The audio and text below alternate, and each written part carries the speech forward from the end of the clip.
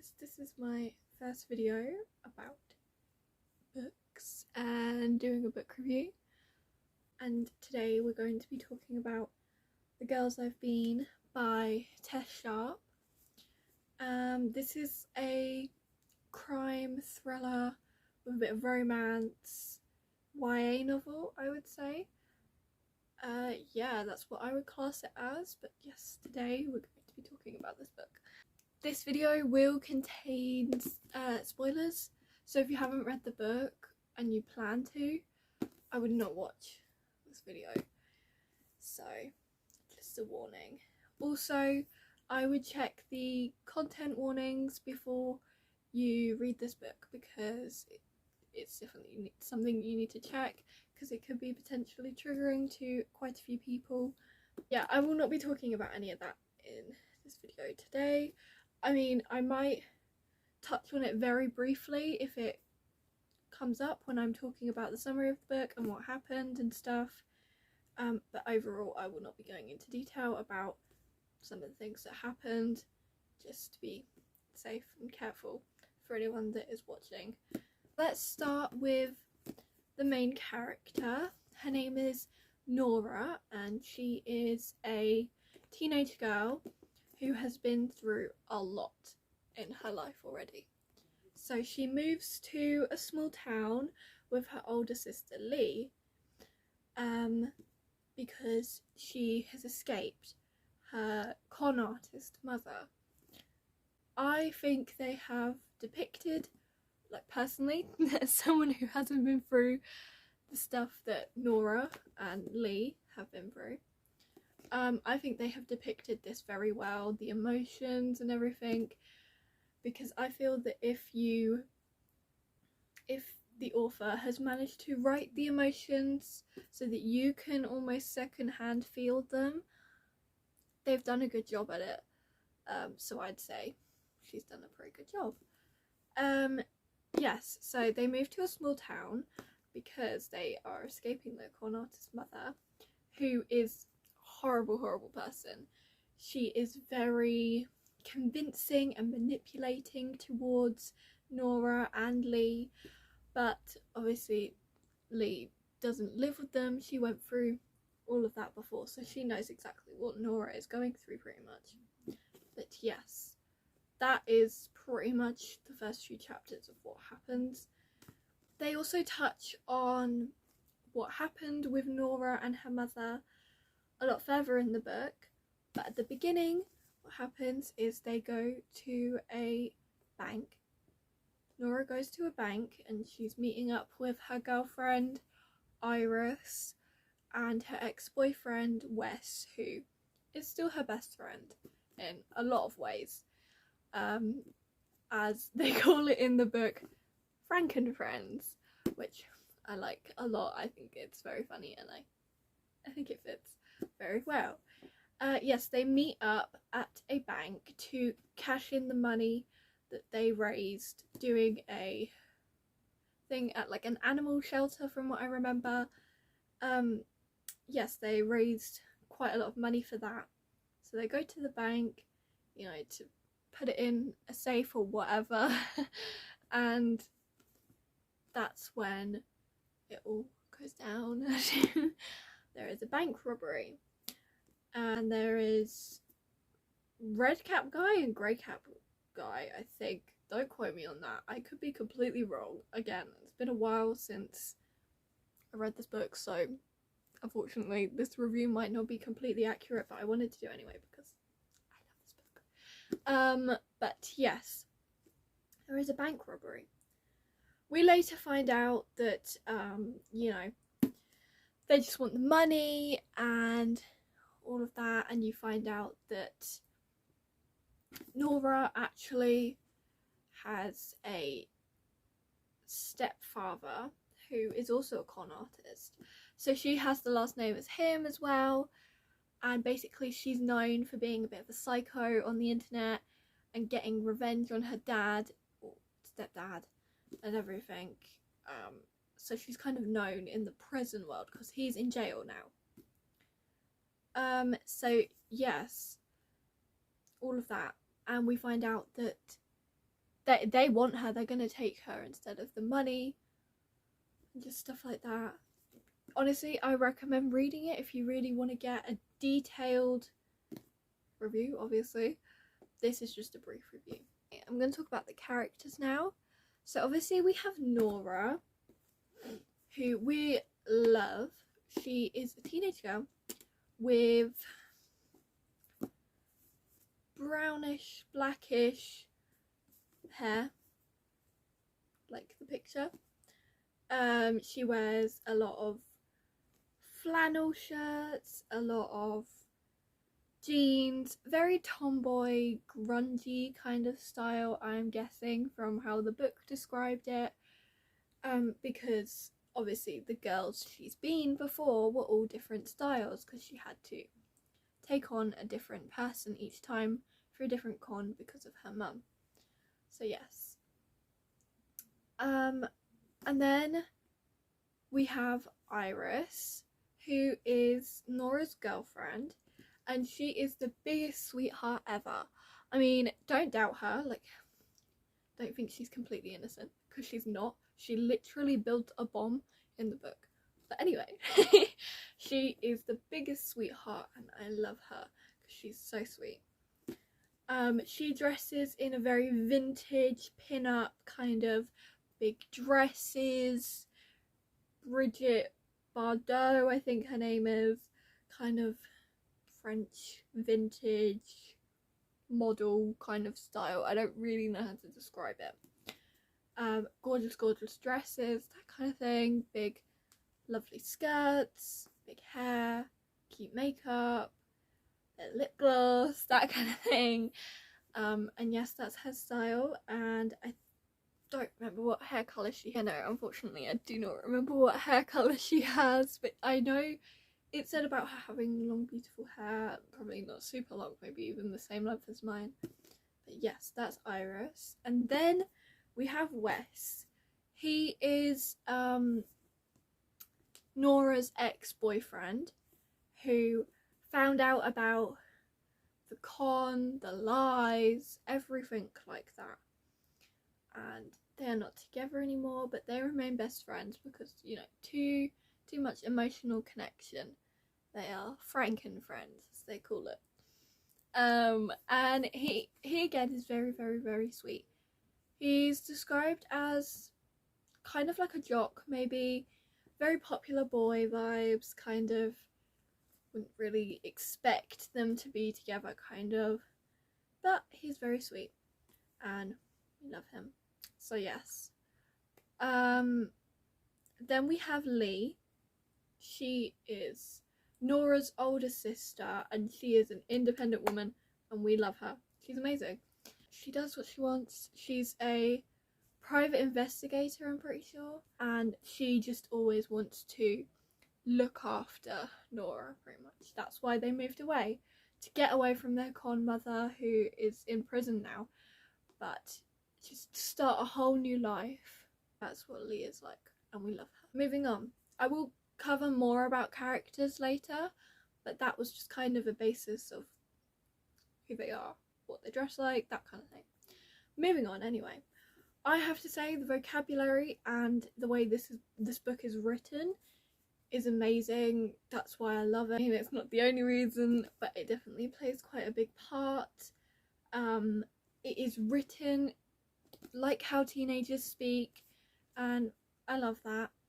It is very, very relatable in a lot of ways, again, in the sense of how teenagers speak. And pain and emotions are written exceptionally well.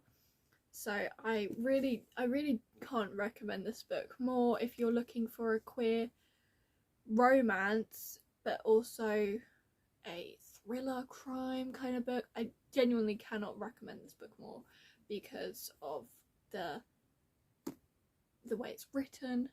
You know, if you want to relate to characters, even if you've not even been through the stuff they've been, does that make sense? Let me explain myself better. If you want to feel a lot of emotions described in this book are things that a lot of teenage girls go through, and teenage anyone. It's, yeah, even if you haven't been through the things that Nora and any of the characters have been through, the way they feel is still a teenage experience, and it's written so well that you can, it's just very relatable. And I have to say, grab the tissues, because I think I cried more than once reading this book.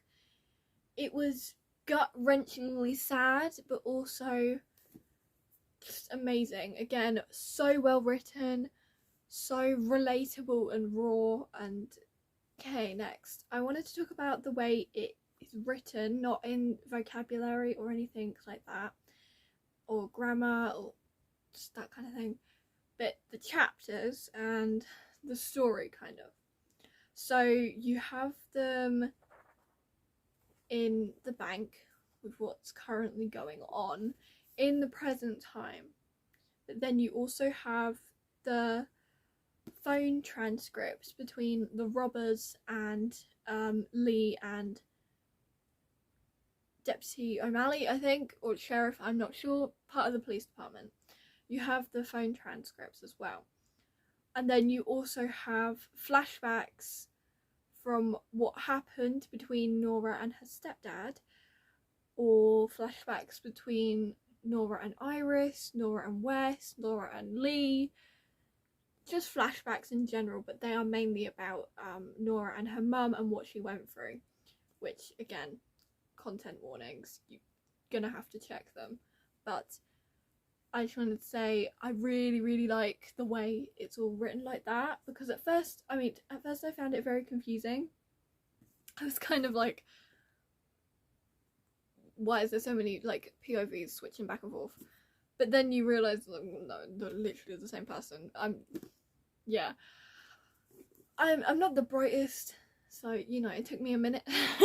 But once you get the hang of it, you get used to the whole switching and everything like that, and I really like it. It was kind of a fresh spin on a book, and I haven't really read many other books written in that way, especially with the phone transcripts. That I've never seen anything like that. I mean, I'm sure there is in loads of other books, but I really liked the way it was set out like that. Okay, I also want to talk about Iris and her endometriosis in this book. I'm probably saying it wrong, but I love the way they have covered it in this book. Oh my god, we need so much more representation talking about endometriosis, because it is a real thing and so many people go through it. And they covered it so well in this book. It was written amazingly, and it made me cry a lot, you know, because I can't personally say I go through that kind of thing, but I'm happy I don't. You know, it shows that it's a difficult thing to deal with, and just amazing to see it written in a YA novel. It was just, especially for a teenage character, because a lot of the time, unfortunately, a lot of AFAB people / women deal with not being diagnosed until they are over the age of 18, and that's very difficult for a lot of people. And it was just amazing to see, you know, someone with it in a book about a teenager who was a teenage character. Just, I think it was amazing that they featured that, and I think it was written very well. The details and everything, it was really good, because obviously it's not a massive part of the book, but I like the fact that it's featured anyway. And at the end of the book, the author, Tess Sharpe, she also talks about endometriosis because she deals with it. The author deals with it as well, which is obviously why it's written so well, but she talks about how, you know, you're not alone, and a lot of women deal with it. But yeah, no, I really liked that about the book. I thought that was really cool. And then we're going to talk about the queer rep in this book, okay? This book does not get recommended enough for queer representation, and I really think it should, because if you want to read a book that is, being gay is not the entire thing. Sometimes people do not like romance books but still want to read a book with queer rep in, which is completely understandable. Personally, I like romance books, but I know a lot of people do not. But seriously, I cannot stress enough how amazing the queer rep is in this book. I think it's just, like I said before, I know I'm going on and on about this, but it's written so well. Because the main character Nora, she is bisexual, and she says it a lot in the book. She states it herself. I am also pretty sure that Iris is bisexual. And it's very subtle, but it's also not subtle at the same time, and I absolutely love that. And I think the queer rep is just amazing. I think Iris and Nora are absolutely adorable, and I love their dynamic. I literally love it. I think they're so cute. And yeah, no, I can't stress enough. Also, Lee, Nora's older sister, is queer as well. I can't remember it being stated what her sexuality is, but she is queer from what I remember. And it's quite subtle, and I really like it. I think it's written really well, because obviously Nora has dated Wes and Iris, and I know a lot of the time people whose preferences are towards men when they're bisexual do not get enough rep, because a lot of people think you have to go one way, which is ridiculous. But seriously, it's just, yeah, if you're bi, read this book.